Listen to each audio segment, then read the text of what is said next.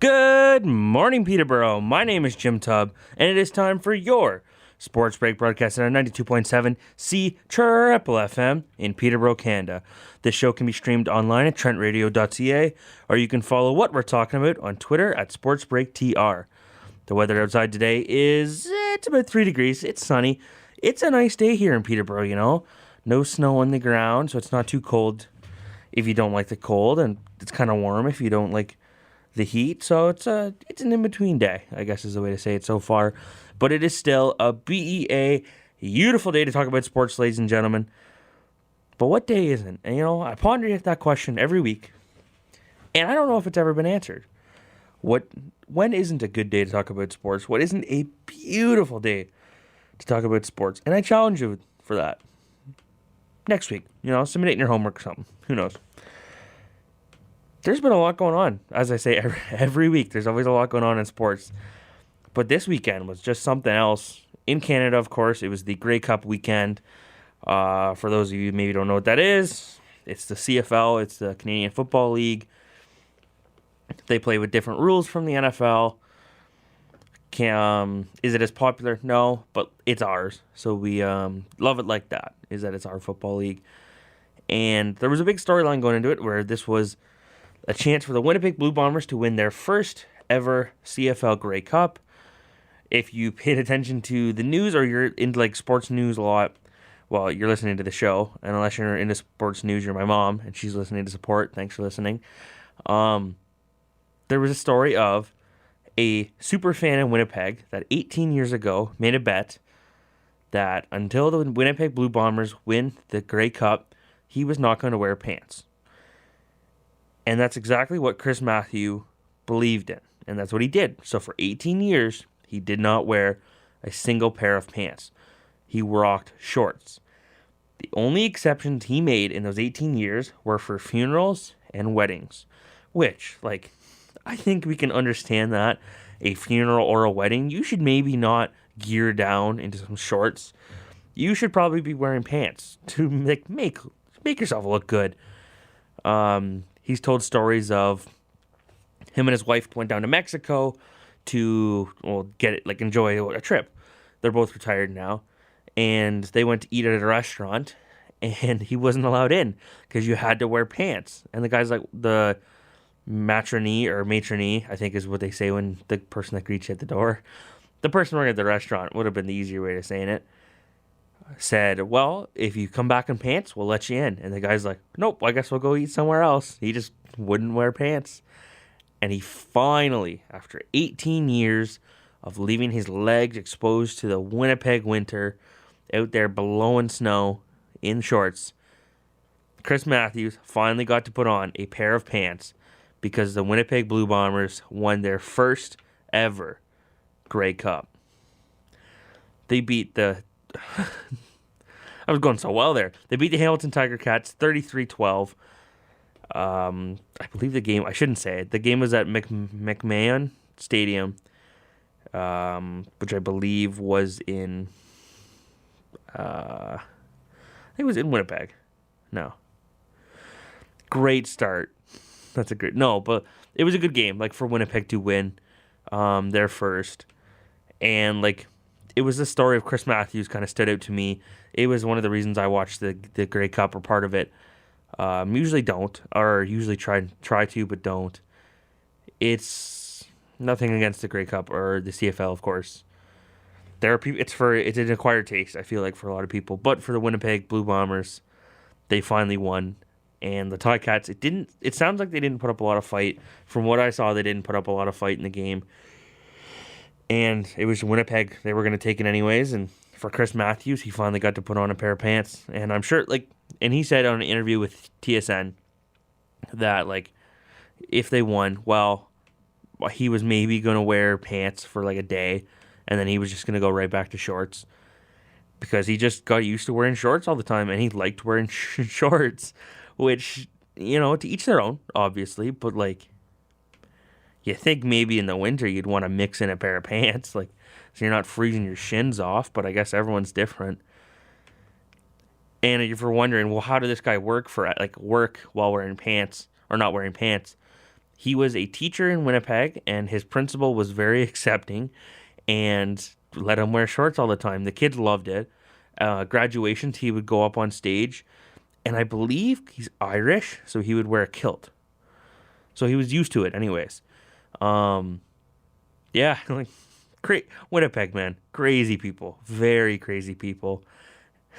They finally got their Craig Cup, and that's all that matters to them right now. But yeah, that's probably the last CFL talk for the season on the show.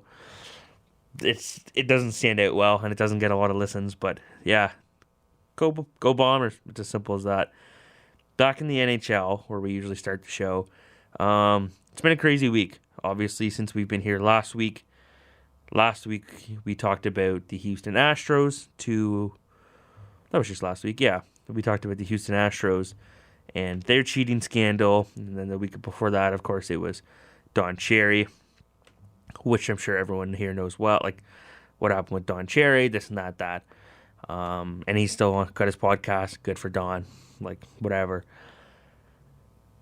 Last week, I believe it was right after it was Wednesday, Maple Leafs fired Mike Babcock. We'll get into that in a bit.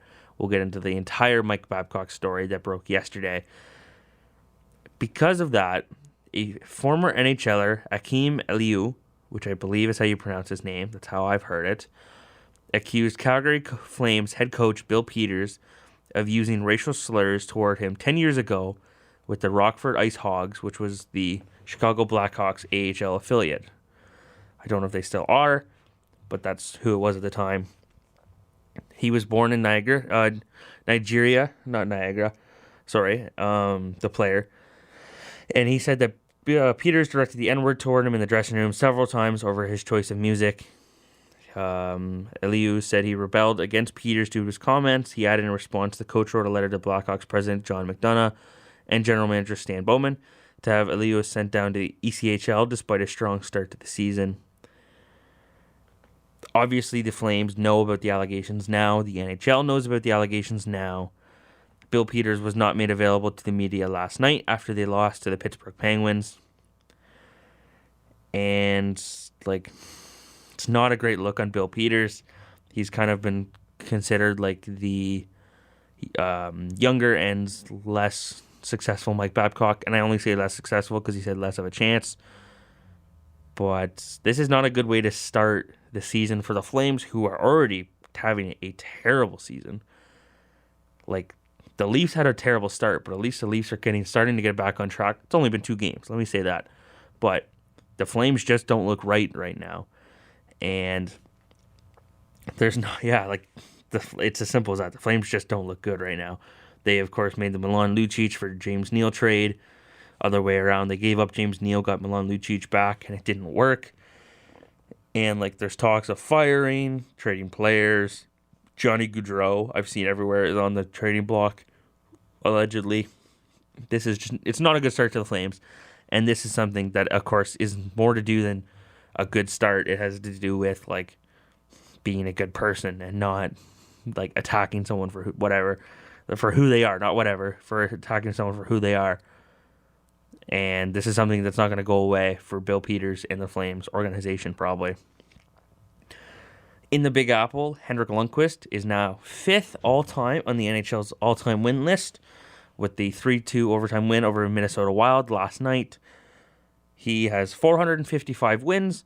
He just passed Curtis Joseph, Cujo on the list.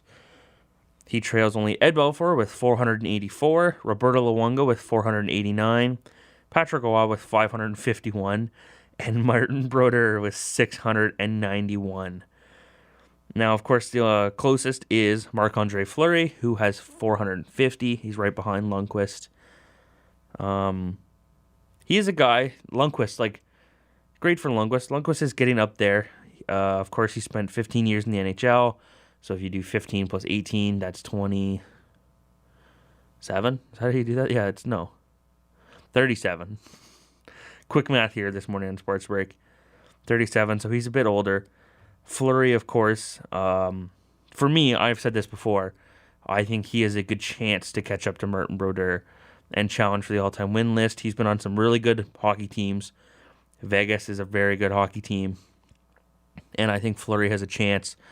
I know he's down 240 games, and let's say he roughly wins 30 games a year, then he needs 8 more seasons roughly just to catch up. So 8 more seasons at, I don't know how old Marc-Andre Fleury is, but Marc-Andre Fleury is 34, not 38, 34. So he would have to play until he was 42. I believe Martin Brodeur played long past that. He played for a very long time. As goalies do, as really good goaltenders usually play a long time. Martin Brodeur retired when he was 42. That's when he played 7 games for St. Louis, if you can remember that. Those crazy days where he would have been like the longest serving NHL goaltender with one team, but he decided to go play for St. Louis because he wanted to, I guess he wanted more wins, I think is what it was, to boost the stats. But like, come on, Brodeur, maybe just shut her down and stay with New Jersey. I think Lundqvist is the longest serving goaltender with one organization. Fleury was up there, but of course he was traded to Las Vegas. Mike Smith has been everywhere. Pekarine's up there. But yeah, good for Lundqvist, 5th all-time on wins. Fleury 6th.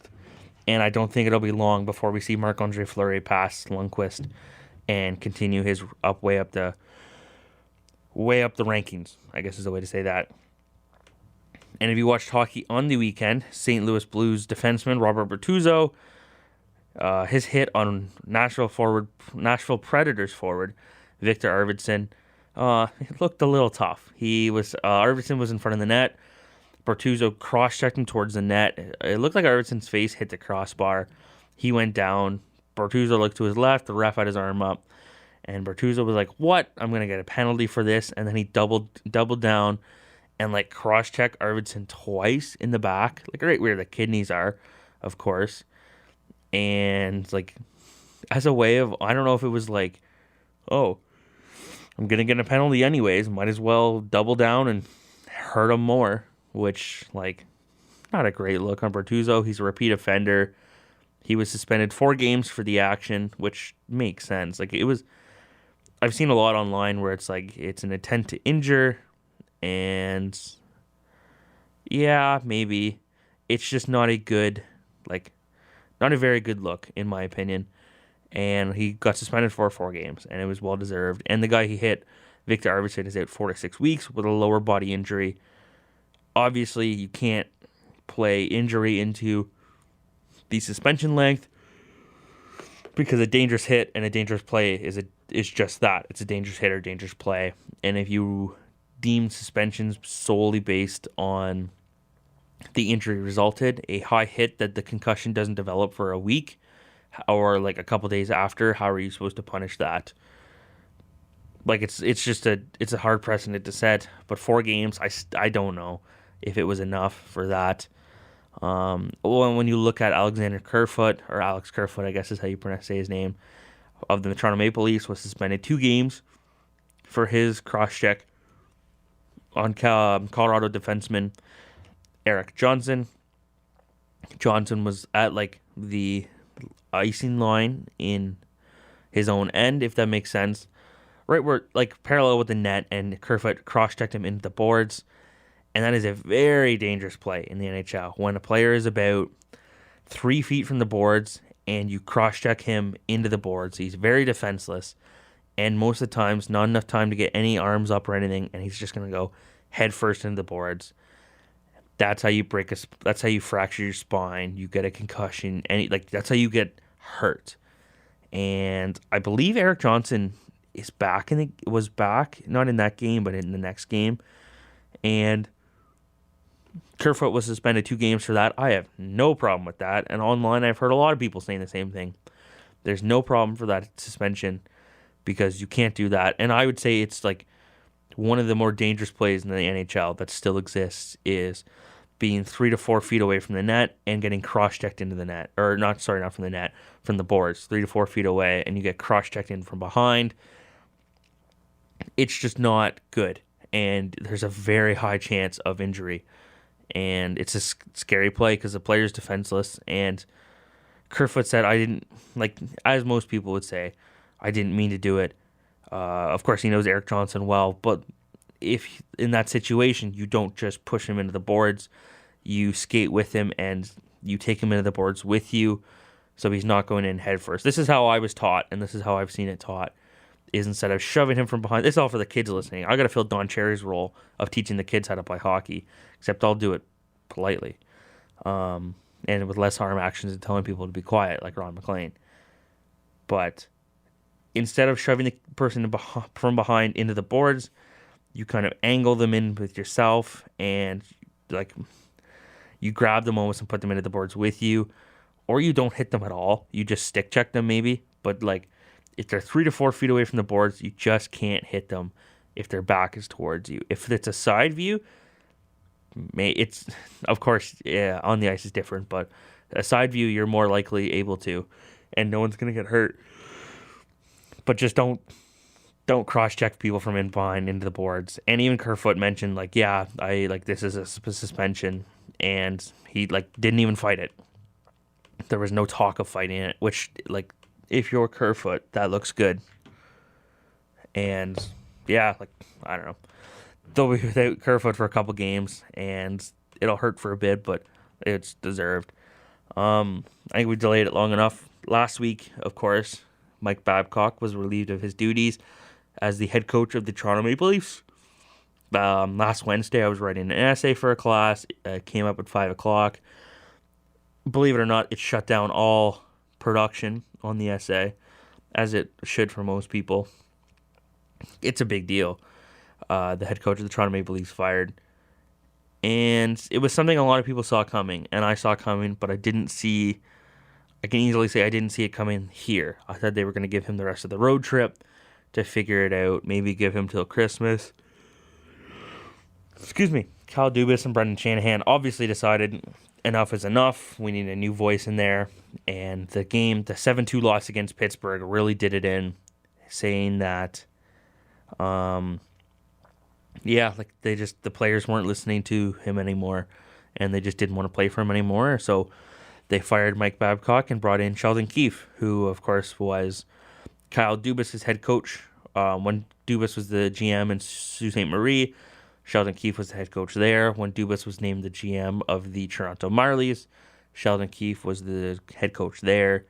He is, I don't know, I blanked on his name, Kyle Dubas' guy. And when Kyle Dubas was named the general manager of the Toronto Maple Leafs, Mike Babcock was Lou Lamoriello's coach that he hired, and Dubas had to work with him. And that's how it usually works sometimes, I should say, with a general manager, is they take the head coach from the previous regime and they try to work with him. And if it works great. That's awesome. But, excuse me, we're getting the yawns today, I guess, already. If the head coach does not buy into the system that the general manager is trying to put in place, if the head coach does not play the roster the way that the general manager builds it to be played, the team is never going to work. And that's what happened here in Toronto. Last year, Mike Babcock had a lot of players that he still trusted, and he knew because they were there in the Lou Lamoriello days. I'm talking Nazem Kadri, Jake Gardiner. I'm not saying that he trusted these guys, but he knew what they were, and he knew what they would do for him. And when they got traded away this offseason or left in free agency, like Jake Gardiner, Ron Hainsey, Connor Brown was another guy that got traded, Nikita Zaitsev.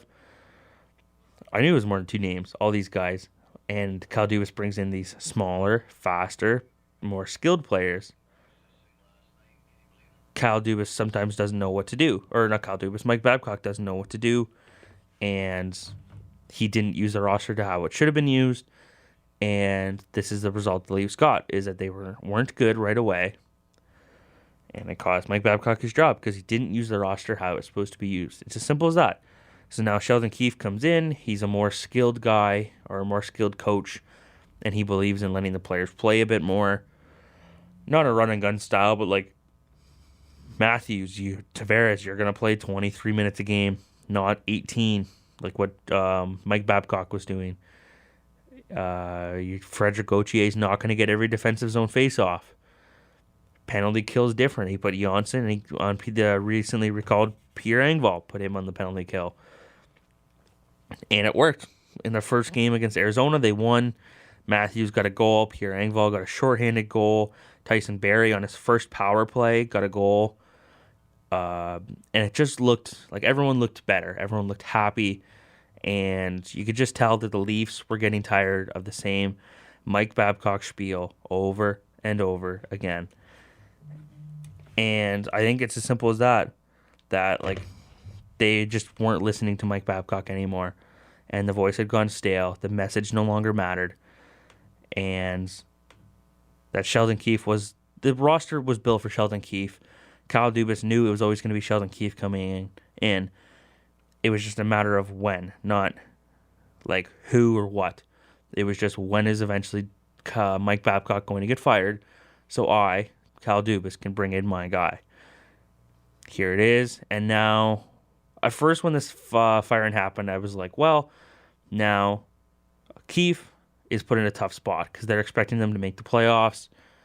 This was before, of course, I had seen the Leafs play under him. And, like, I'm not saying he's a godsend. He's not perfect. Like, he's not going to turn this team into a 100-win team or 100-point team. But they look good under him so far. They look happy to play hockey for him, which is a very big deal. It sounds silly, I'll be honest. That, they're happy to play for him. Good for them. They're players. They should just play. But you know yourself listening to this, if you have a bad boss or a really crappy boss, you don't want to go to work. But when you go to work because you need to make money and it's your job, if your boss is crap to you, you're not going to work your hardest. Why would you help him? You're not like, what do you want, make his life easier because he's making your life crap? That's not how this works. That's not how life works in interaction with people. So you get a crappy head coach, you're going to play like crap because you don't want him. Or you don't want to buy into his system because maybe you think it doesn't work. I could honestly see Matthews, Tavares, Marner, anyone being like, I'm only playing 18 minutes a night. Sid the Kid goes out and plays 23. I don't know why I call him Sid the Kid. He's 30-something. Ovi plays 20 minutes a night, over 20 minutes a night. Brad Marchand, all these like star players play big minutes. The Leafs were one of the only teams where the star players played less than 20 minutes every night. Were they rested? Maybe. But rested for what? A first-round exit? That's amazing. And it was just the usage of the backup goaltender, or the lack thereof, that I think sparked a lot of fans against Mike Babcock, and maybe the team against Mike Babcock. So that's one thing we haven't seen yet with Sheldon Keefe, how he's going to utilize his backup. They just called up Michael Hutchison, who was, of course, sent down Cascamir Cassiso, which is amazing because I don't have to try to pronounce his name again. Sorry, kid, but maybe the AHL for now. So it'll be interesting to see. Of course, they play tomorrow night in Detroit, I believe, and then they play a Friday, Saturday home-and-home series against Buffalo. It'll be interesting to see how Keefe uses his backup goaltenders. I've seen online a lot of people floating around the idea of, well, maybe you put Hutchison in this game against a weaker Detroit, and you maybe see if Freddie can play both games against Buffalo, or for sure start him in the Friday night game, and then see how he feels Saturday, and you either start Hutchison or Freddie. It's not a terrible idea. I'm in for the idea of playing the goalie on a back-to-back. And I've seen other people. Jamie McLennan on TSN has said a guy like Freddie can definitely play back-to-backs. Big guy like him, he'll be fine. And I think it's as simple as that, is now we get to see how Sheldon Keefe will use this roster that was built for this and was built for a different style coach than Mike Babcock. And there was, after the game, of course, they won in Arizona. Sheldon Keefe's first game. Keefe just said, thanks, guys, for playing like this. It means a lot. Thanks for the win. Let's go do more. And John Tavares spoke. And we don't see John Tavares speak out a lot in public, but he spoke after the game. They caught it on camera. It is censored. This was uploaded on Sportsnet. It is censored because obviously it's in a locker room, so Tavares spoke his mind and used whatever language he wanted. But here's John Tavares' after-game speech, post-game speech is the way you say that, from Sheldon Keefe's first win. Hey, one sec. We build from here. We keep going. This is the start of something special. Let's keep push each other. We get better tomorrow. Coach. Woo! Oh yeah, I got the hands, Phil. Nice fellas. Thank you. Which, like in the first game shows an immediate buy-in in Sheldon Keefe, in my opinion. And if you watch the Leaf games before the Mike Babcock firing, you could see how there wasn't a lot of smiling going on. And like the players just didn't look happy. First game with Sheldon Keefe, players look happy. They're happy for each other. Pierre Engvall gets his first NHL goal. Tyson Barrie gets his first goal as a Leaf. And like John Tavares said, this is the start of something good. And maybe it is for the Leafs. We've seen it in the past. I brought it up last week with Mike Sullivan, the Pittsburgh Penguins, St. Louis Blues, and Craig Berube. Is sometimes you need that. Maybe it is all you need is a change of voice within the locker room. And that's what it takes to turn a really good team into a great team. And you can think what you want about the Leafs. We don't know what they are yet. They're not in a playoff spot right now. It's still December. It's still November, almost December now. We'll see what Sheldon Keefe and the Leafs can do to turn it around. And usually I just go to a break here because, there's nothing about the Leafs. Babcock got fired. Sheldon Keefe's a new head coach. Yesterday, news came out that, and before it, you think, we're just piling on Mike Babcock now because he got fired, and you can't. And I understand that. If someone gets fired from a job, you don't want to be like, this is all the crappy stuff that guy did, because he already got fired. But at a point, this isn't just crappy stuff. This is stuff that makes you an asshole, in the simplest way of saying it. And part of my language there, but what Mike Babcock did, if you haven't heard the news, is in 2017, which was the rookie season for Mitch Marner and Austin Matthews. Mitch Marner, of course, the 4th overall pick in the 2016 draft. Austin Matthews, the 1st overall pick in the 2017 draft. Did I screw that up? No, I believe Matthews. Yeah, Matthews was the 2017 first overall pick. Nope, he wasn't. Matthews, was the 2016 first overall pick. Mitch Marner, the 4th overall pick in the 2015 NHL entry draft. Anywho, 2017 first rookie season for both. And the story is, I guess Mitch Marner was struggling at the time. He wasn't playing well. That was probably when he got delegated down to the 4th line. Mike Babcock called him into his office and said, Mitch, I want you to write a list from highest and hardest working players to the least hardest working players. And he did it because he's a rookie. He was a rookie at the time, and he didn't want to go against a head coach that makes $6 million and has a shtick for being a hard coach and a tough coach to play for. So he did what he was told to do. And of course, this was on the dad's road trip, which occurred in January of 2017. So Marner wrote this list. Marner put himself at the very bottom of the list because he agreed he wasn't working hard at that time. It's come out now that he puts, it sounds at least like Nazem Kadri and Tyler Bozak at the bottom of the list. And he gave it into Babcock. And he said, here is what I think. And Babcock went, thanks, Mitch. And then walked out to the locker room and said to the guys, this is who Mitch thinks is the hardest and least hard-working players in the team. And he told the players, Kadri and Bozak, Mitch Marner thinks you're one of the least hard-working players on the team. 19-year-old Mitch Marner obviously didn't take that very well and got emotional, as one would in this situation. You're trusting Mike Babcock to be your head coach, your authority figure, and you trust in him. And he took that trust from Mitch Marner, crumpled it up, and threw it out. And then made it to embarrass him in front of the locker room. Luckily enough that the team and the veteran players who Marner called out on the list stood up and got upset. Not at Mitch Marner, but at Mike Babcock, saying, how could you do this? They didn't really think it was fair that the Babcock would do this and destroy the trust of Mitch Marner like this. And it just Babcock today was like, well, it just wasn't a good idea. Elliot Friedman reached out to him. This was yesterday via text. And Mike Babcock said, and I quote, I was trying to focus on work ethic with Mitch, focusing on role models.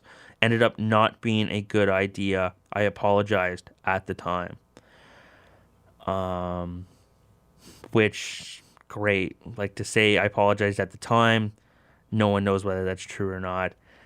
If you listen to TSN Overdrive 1050, Jeff O'Neill was not happy with Mike Babcock, ripped into him. If you're on Twitter, Mike Commodore rips into Mike Babcock all the time. And at some point, you realize all of these old NHL players who used to play for Mike Babcock, new guys that played for Mike Babcock, realize that maybe he's not just a hard coach and a hard to play for coach. Maybe he's just a bad person. And that's all it is. Because you can be a really hard coach to play for. Scotty Bowman, John Tortorella, Joel Quenneville. All these guys are hard on their players. Mike Sullivan in Pittsburgh is hard on his players. Players don't have to like their head coach. It's as simple as that. You don't have to like your head coach. Most people hate their head coach. You have to be able to respect your coach, and see what he's trying to do. Jamie McLennan said it last week on TSN. You're going to have 21 guys on a team. 7 are going to love you. 7 are going to hate you. And then you're going to have 7 guys who don't know what they think about you. You want to make sure those 7 guys like you, or they don't hate you. You're never going to have players that don't hate, like you're always going to have players that hate you. It's as simple as that. Whether you don't give them power play time, PK time, first line, second line, whatever, they're not going to like you. But there's a difference between not liking your head coach and not trusting him because of using psychological warfare to manipulate your players. And it happened. Mike Keenan did it all the time. But Mike Keenan got results that Mike Babcock hasn't gotten in a long time. And that's kind of why this got all washed away. Is Mike Babcock is a really good head coach. He's going to go into the Hall of Fame. He's got a Stanley Cup. He's got gold medals. He was a really good head coach. But you can't do this to a young player and not expect repercussions and not expect it to make you look bad. The simple response of, well, I apologize at the time. I thought I made a mistake, or I thought this was a good idea. How can you ever think this was a good idea of turning players against one another in a way to help build team energy or team creating conflict in the room? It's as simple as Mike Babcock needs power, and that's how he works. Is he needs this power over his players. He needs to be in control, and it got too far. It just went too far, and it wasn't just in Toronto. It's this Henrik Zetterberg, and I forget who the other player was interviewed about this yesterday. And they said this same thing happened in Detroit. Stuff like this happens with Mike Babcock. And stuff like this happens with head coaches. It happens in the NHL. Am I saying it's right? No. At some point, we have to move on from this way of bullying. Not bullying, sorry. Control and trying to be the most powerful person in the room. There is a difference between an authority figure and someone demanding power. Because usually power and respect is given, and it's earned, it's not given. And that's what you see with a lot of leaderships, whether you're a captain, whether you're a manager somewhere, you run a fire department, anything, whatever. It takes leadership to be earned, not given. And there's the position and title of a head coach. And you can have as many wins as you want. You can have gold medals coming out of your yin-yang. You can have Stanley Cups. But if you're going to pull stunts like this and make players not trust you and try to turn players against each other, what kind of a head coach are you? You got results. That's great. How long ago was that? He hasn't got out of the first round. It's how many years now? For Mike Babcock, I think he's still going to get another job in Seattle or somewhere. But a light got shone on some very dark stuff here, and I wouldn't be surprised if more stuff starts piling on him. I don't know what more I can say on that. Do I approve of this? Believe it or not, no. And a lot of people don't. And he's hearing about it online, and he's going to get torched for a bit on this. And if more stuff comes out, we'll talk about it, as everybody else will. But you can see now why maybe the Leafs no longer wanted to play for this guy, why his voice grew stale, and they just stopped performing. And I'm not going to say they could never win because Mike Babcock was a really tough guy and just a bad person to play for, because he knew how to coach hockey. but maybe he just didn't. He's lost touch on how to coach this generation of hockey. And that happens, where he knew how to coach the old style of hockey and the old style of players. And people might think players now are soft and stuff. They're still NHL players. Like, this is the way the NHL is going. If you don't like it, get off the ship. Because you have to coach these players. You don't have to coach the players of yesterday. You got to coach the players of today or your history.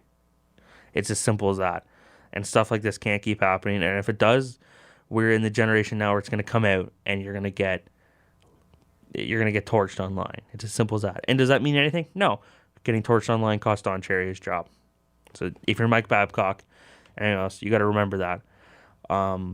Mitch Marner was interviewed about it yesterday, and he was very candid about what he just said. Honestly, what he said, his opinion on it, which a lot of people weren't expecting, because usually hockey players are quiet about this stuff, and that's kind of why they have nothing's come out yet, is because they don't want to be the center of attention. They just want to play and perform. And if you call it your head coach, maybe future head coaches won't be as willing to have you because they think you'll be soft. But here's Mitch Marner on what he had to say about Mike Babcock and the situation from 2017. Things to TSN today. I mean, I'd say it was just surprising, but, it's so long ago now. Honestly, I really kind of forgot about it until the report came out, but, it's over with now. It's done with. I was lucky enough that the guys that were there with me, none of them took it to heart, and, they knew it wasn't up to me. I mean, it was huge for a first-year guy. When I heard about it, I didn't really know what to think, but I was lucky enough to have that first-year group with me, and our team was very tight and very well-knit together, I think, and, it was a lucky situation, but like I said, it's over with now. It's out of my head. I'm looking forward to the future here with Sheldon and seeing what I can do to help this team. Did you feel that crossed the line?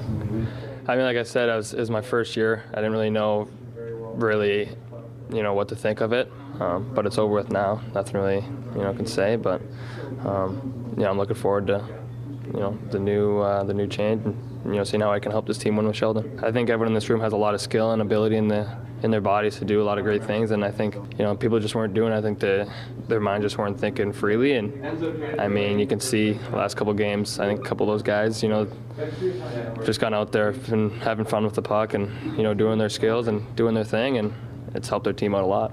New coach Sheldon Keefe. This has been the talk of a lot of players on the Leafs so far, is now we get to be skilled with Sheldon Keefe and we get to enjoy playing hockey again, and that's what it is for the Leafs right now.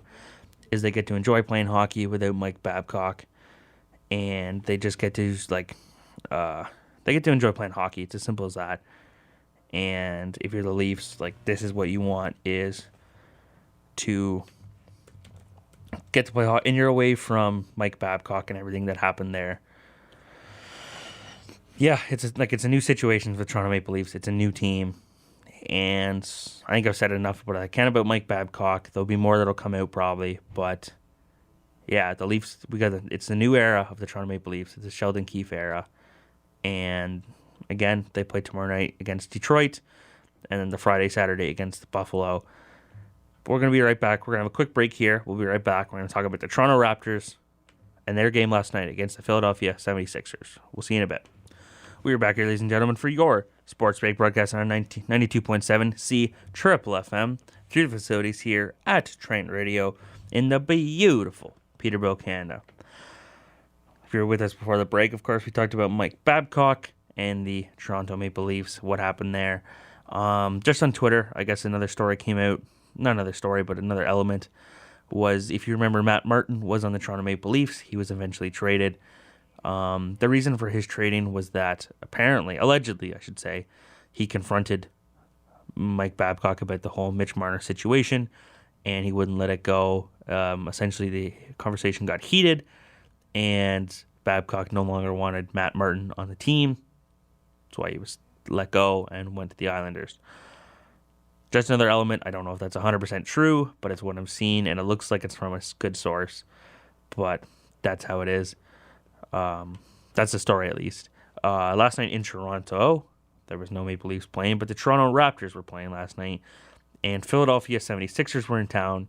It was the first time they were in town since the shot from Kawhi Leonard.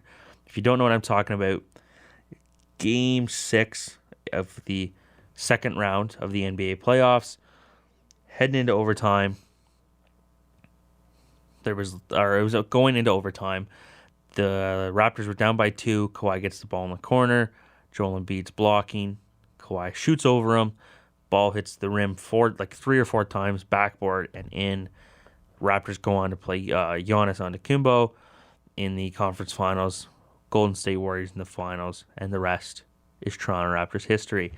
But the first time since 76ers are back, of course, the Toronto Raptors don't have Kawhi Leonard anymore. Kyle Lowry was injured in the game, or injured before the game. Serge Ibaka didn't play. So, and this is a very hungry 76ers team that is good this season with an 11-6 record heading into the game, 11-5 before the game, if that doesn't foreshadow the result. And they were like, we could win this game. And they were ticked off. They believed they could win last year, and they wanted to win last year. So they're mad at Toronto, and they want to get revenge. Raptors won 101-96, and looked in control or looked really good the entire game, in my opinion. They didn't out-rebound them at all, like the Raptors, I'm saying. But had more assists, more blocks, less turnovers. It was the Raptors game through and through, in my opinion. And the most important and noticeable part about it all was Joel Embiid, who played 32 minutes, had 13 rebounds, but 0 points. And this is one of Philadelphia's guys. He is there. Him, Ben Simmons, and Tobias Harris. I'm just trying to, or Josh Richardson. These guys. He's one of their guys. And the Raptors held him to 0 points. And one of those was Marc Gasol, who defended him most of the game. When he was in, when Embiid was in, Gasol was in. And that's honestly how the Raptors won this game, was they shut down Embiid. And, of course, Embiid was emotional after the Kawhi shot in the playoffs. And he just doesn't look right playing in Toronto. I think that really affected him, that playoff series. And I think the Raptors are really in his head still, kind of.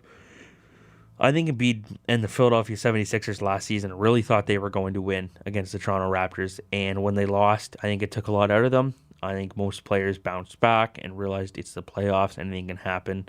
But for Embiid, I think it took a lot out of him, and it's still taking a lot out of him. And then I don't know the next time that Philadelphia comes to play in Toronto, but I feel like it might be the same narrative. Philadelphia hasn't won in Toronto since 2012. And I don't know if they're going to win here soon, anytime soon. But the big thing with the Toronto Raptors is right now is, yes, they held Joel Embiid to 0 points on 11 shots. But when they played Damian Lillard's team, which you think I would remember, I believe it's the Portland Trailblazers. They held him to 9 points, and he shot 2 for 12 that night. They held Kawhi and the Los Angeles Clippers. Kawhi had 2 points, and he was 2 for 11. LeBron had 13 points and was 5 for 15. All of these games, Kawhi had 12 points and 2 for 11. That's on me. All of these games were played without Kyle Lowry and Serge Ibaka. What does this mean? This means the Toronto Raptors are a pretty good basketball team. If you didn't already know that, obviously you would know that from last year. They won the freaking thing. They won the Larry O.B. Some people would be like, oh, well, they had Kawhi. And I said that. They had Kawhi. This year they're not going to be as good. Well, the Toronto Raptors are pretty freaking good. And they have the same record they did last year at this time without Kawhi. They've had arguably a tougher schedule this year without Kawhi. They've been without Kyle. They've been without Serge Ibaka. And they're still performing. This isn't me saying, let's plan the second parade route and let's get that parade better performed than last year. But this is a very good basketball team. And in the NBA, which this year has flipped, turned around, upside down, that's a little Prince of Bel-Air reference for you if you're listening from home. But if you remember to the NBA in any other season, the Golden State Warriors were the team. They're 3-15 this year, last in the league. Oklahoma City Thunder 6-10. It's like these teams that are like good basketball teams just aren't performing this year. And yeah, the Raptors are 4th in their conference. Milwaukee's had a great start to the season. Boston's good right now. Miami, Philly. But you look in the West, like it's the Lakers, the Nuggets, and the Clippers, and the Mavericks and the Rockets. But of teams you're scared of now, it's the LA Lakers because LeBron and Anthony Davis. LeBron looks back in legend mode. The Milwaukee Bucks because Giannis is a god, a Greek god. And Boston's a good young team. Miami's got a good young team with Jimmy Butler. But like, and then it's the Raptors. Like the Raptors are still up in there, and they don't have the guy whose name is well known as Kawhi Leonard, but they've got a guy coming up in that with Pascal Siakam, Spicy P. And I was talking about this with a friend last night, thinking of like Siakam is not as good. Siakam is, how did I say it? Siakam is as confident as Kawhi, but it's two different types of confidence. Kawhi was quiet, and I know he's saying, like, I know I'm going to score on you. I'm going to dominate you. And he just did it. He didn't talk about it. He didn't show emotion. He just played the game and was one of the best players on the court every single night. Now the Raptors are on the backs of Pascal Siakam, who is very loud and animated in a good way, very much in a good way, and has the same confidence of, I'm going to dominate, and you aren't going to be like, I hope Siakam doesn't score a lot tonight. It's not even how are we going to shut down at Siakam, it's how are we going to limit Siakam. And it's true, Siakam has nights that he doesn't perform and he takes off, and then he has other nights where he is arguably the best player on the court. This year alone, he's had more 30-point games than he did all of last season. Is he getting more playing time? Of course. But he's also performing better. And I think when Kawhi was here, he left an imprint on the Raptors more than just the Larry O'B trophy. And it was that of how to play the game and how to play the game with confidence and be the best player on the court. And I think that stuck a lot with guys like Siakam, Powell, Freddie Van Fleet, OG Anunoby. I think this really stuck with them. And they already had that in Kyle Lowry, too. Kyle Lowry showed a bunch of these guys, this is how you play the game. This is how we're going to be successful. And this is how we're going to be successful for a long time if you play like this. And I think for the Raptors now, without Kawhi, we're getting to see a really good team that doesn't need that superstar player yet. They're winning regular season games. That's great. The true test again will be in April and May when they're in the playoffs. But like I said, without Kawhi right now, you're going to miss Kawhi. It's as simple as watching that. But now we get to see our own Kawhi and Pascal Siakam, who's only continuing to get better. And if you're a Raptors fan, this is a great time to be a fan. The only thing is, every time they get better, the ticket prices go up. And they're already very expensive. And it's like the Leafs, except the Raptors have won something recently. And that's the only complaint I think most fans can have with today's Toronto Raptors is the ticket prices are through the roof, and it's just not accessible for fans to go. True fans, like people that have been here before the team started getting really good and before the Kawhi was even here, back in the Terrence Ross days, Patrick Patterson, Amir Johnson days of the Toronto Raptors. All of that aside, though, this is a heck of a good team. Everyone should watch the Toronto Raptors right now and be a fan because they have a good chance to maybe contend for a back-to-back. Well, am I saying put money down on it? I'm just saying if you win, don't be afraid to give me a shout out on Twitter. That's all I'm going to say on that. Toronto Raptors look very good. They, too, play tomorrow night in Toronto against New York. So that means the Toronto Maple Leafs will play in Detroit tomorrow night for their hockey game. But that is all the time we have today for your Sports Break, broadcasting on 92.7 C Triple FM through the facilities here at Trent Radio in the beautiful Peterborough, Canada. If you've missed previous shows, you can catch up on Twitter at SportsBreakTR.